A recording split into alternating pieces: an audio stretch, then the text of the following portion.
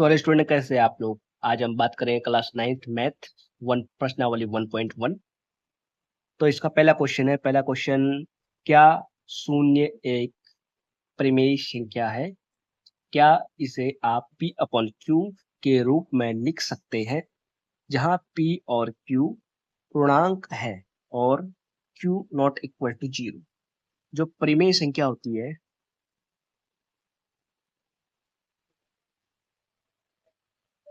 परिमेय संख्या p upon Q के रूप में होती है और q नॉट इक्वल टू 0। जो हमारा q है वो 0 नहीं होना चाहिए। और जो 0 है, यहाँ पे हमने देखा कि जहाँ p और q पूर्णांक है, मतलब पूर्णांक जो है ये हमारा ये नंबर लाइन है 1 2 0 1 2 3, ऐसे आगे तक जाते रहेंगी नंबर्स 1 2 3, आगे तक जाते रहेंगे नंबर नंबर लाइन में। तो हम लिख सकते हैं 0 को 1 p अपॉन q के फॉर्म में, 0 अपॉन 1 हमारा p अपॉन q के फॉर्म में हम इसे लिख सकते हैं 0 अपॉन 3। ऐसा हम इसे आगे तक लिख सकते हैं। और हम यहाँ लिखेंगे कि शून्य 0 इक्वल टू को हम p अपॉन q के रूप में लिख सकते हैं और q को हम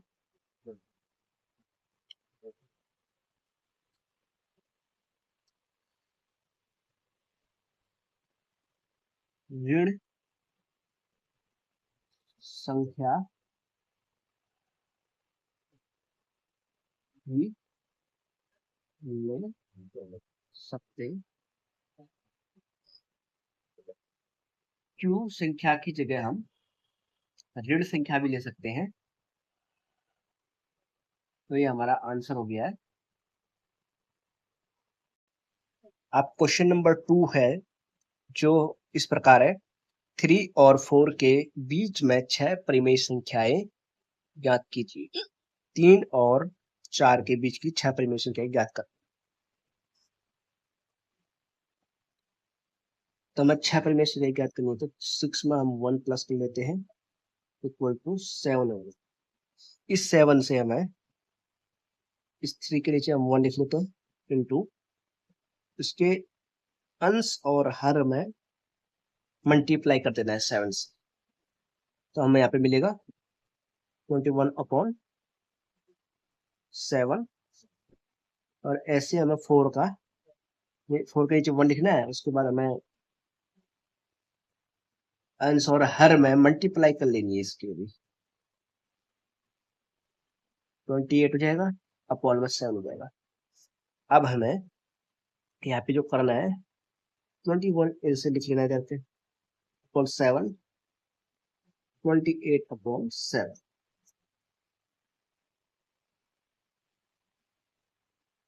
21 22 23 24 25 26 27, ये इसके बीच की जो 6 डिजिट है, 6 नंबर्स है ना, जो 6 परिमेय संख्या है वो हम लिखेंगे। 22 upon 7, 23 upon 7, 24 upon 7, 25 upon 7, 26 upon 7, 27 upon 7। तो हम आप लिखेंगे 3 और 4 है ना, 3 और 4 के बीच की छह संख्याएं संख्या इस प्रकार यहाँ पे हम इसे लिख देंगे 22.7 and 23.7,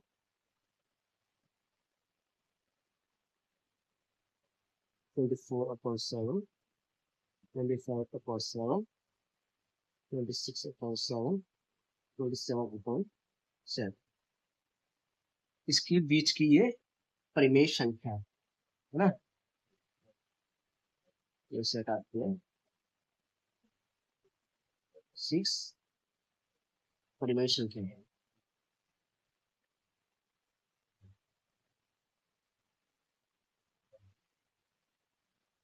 ठीक है,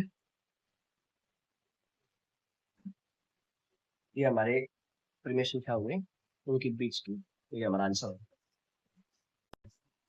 तो आप क्वेश्चन नंबर 3 है 3/5 और 4/5 के बीच की जो हमें 5 परिमेय संख्याएं ज्ञात करनी है। तो हमें 5 परिमेय संख्याएं ज्ञात करनी है, तो 5 में हमें 1 प्लस कर लेना है इक्वल टू 6 हमें मिलता है। अब हमें 6 को इसके हर अंश और हर में मल्टीप्लाई कर लेना है, तो हमें मिलता है 18/30। सेकंड जो है हमारे पास 4/5 है, इसके भी हमने 6 से अंश और हर में मल्टीप्लाई करना है, हमें मिलता है 24/30। तो हम अब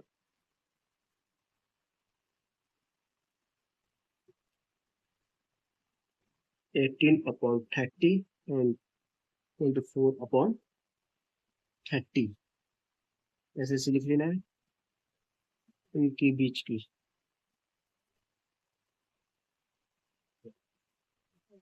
ये 19, 20, 21, 22, 23, तो इसे हमने लिख लेना है यहाँ पे जो इस बीच की परिमेय संख्या है। 20, 21, 22, 23, ये इसके बीच की परिमेय संख्या है। इसके बीच की हो गई 5 और 3/5 और 4/5 के बीच की परिमेय संख्याएं से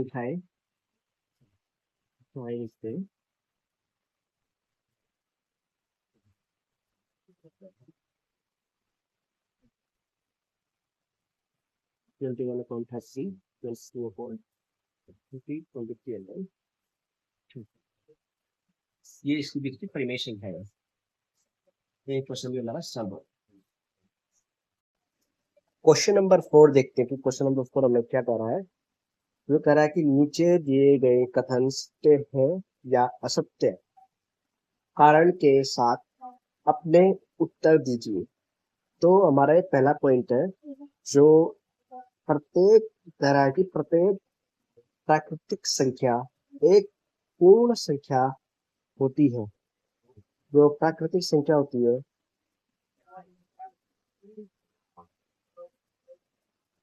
जो प्राकृतिक संख्या होती है जिसे इंग्लिश में बोलते हैं नेचुरल नंबर।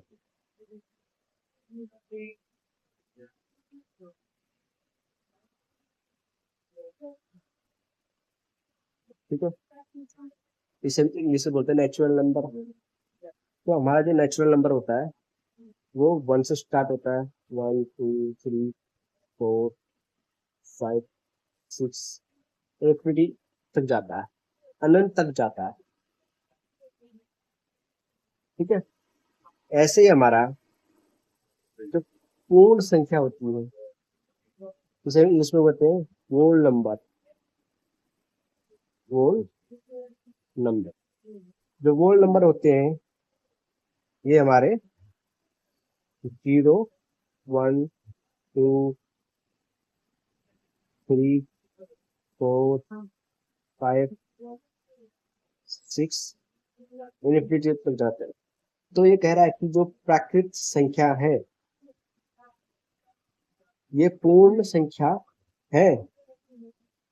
हाँ वो तो है ही, क्योंकि जो प्राकृतिक संख्या है ये पूर्ण संख्या में आ ही रहे हैं, होल नंबर में भी आ रहे हैं।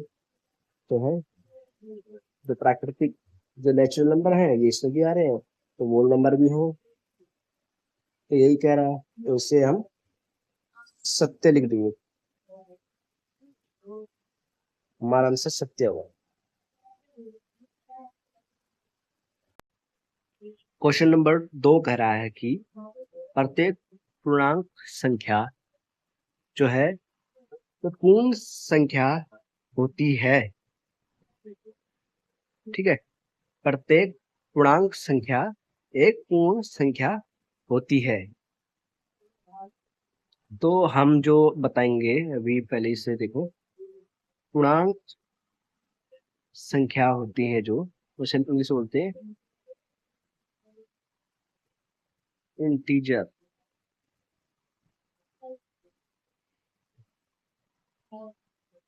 नंबर, तो इंटीजर नंबर होते जो उसे हम नंबर लाइन पे लिखते हैं।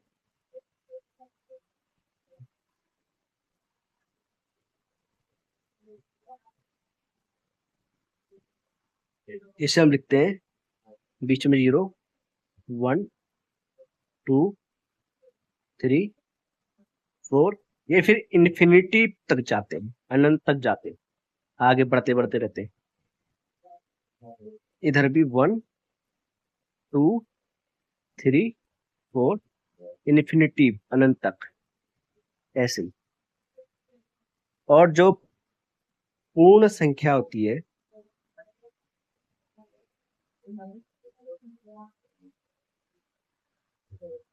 जो पूर्ण संख्या होती है उसे हम बोलते हैं होल नंबर।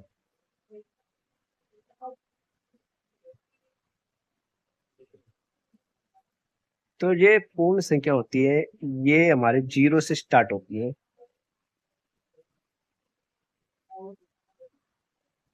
इन्फिनिटी अनंत तक चलते रहती है। अब हम ये कहें कि जो पूर्ण संख्या है वो एक, ये जो पूर्णांक संख्या है वो एक पूर्ण संख्या होगी, तो ये बात तो सत्य है ही नहीं, क्योंकि जो पूर्ण संख्या होती है वो केवल प्लस में है और 0 से स्टार्ट हो रही है और इन्फिनिटी पे खत्म हो रही है। और लेकिन हम इसे जैसे मान भी रहे, और लेकिन इधर ये प्लस माइनस वाली डिजिट है। तो जो पूर्ण संख्या होती है वो नंबर होते हैं जो, ये हमारी पूर्णांक संख्या नहीं होती है, क्योंकि इसमें जो है जो प्लस वाली वैल्यू तो आ रही है लेकिन माइनस वाली वैल्यू नहीं आ रही है, तो पूर्णांक जो संख्या है वो पूर्ण संख्या नहीं है। तो हम इसे क्या कहेंगे, इसे हम कहेंगे असत्य है।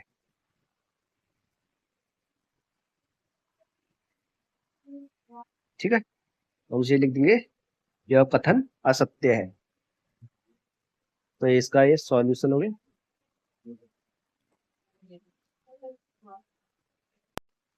यहाँ पे जो हमारा तीसरा पॉइंट है इसमें लिखा है कि प्रत्येक परिमेय संख्या एक पूर्ण संख्या होती है। जो परिमेय संख्या होती है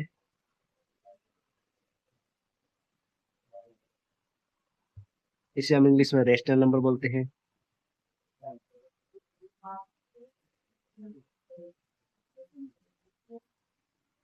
और ये हमारी जो रेशनल नंबर होती है पी अपॉन क्यू के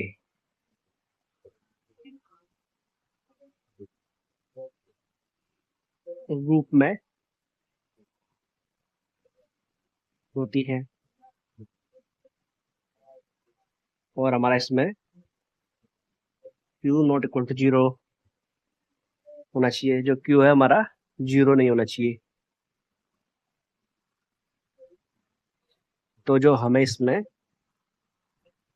ये कह रहा है कि जो परिमेय संख्या है वो एक पूर्ण संख्या होती है। जो पूर्ण संख्या है, पूर्ण संख्या जो है उसे इंग्लिश में बोलते हैं होल नंबर। होल। तो जो होल नंबर है ये आपको पता है कि जीरो से स्टार्ट होते हैं। ये जीरो से स्टार्ट होते हैं,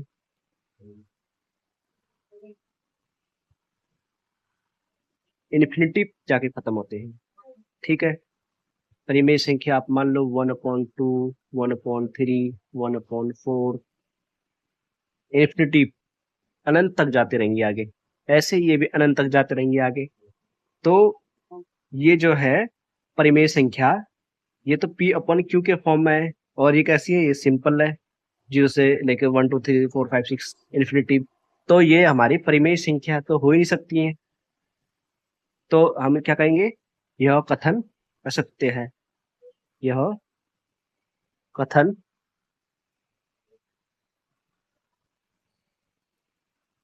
असत्य है। ठीक है। तो इसका आंसर हो गया।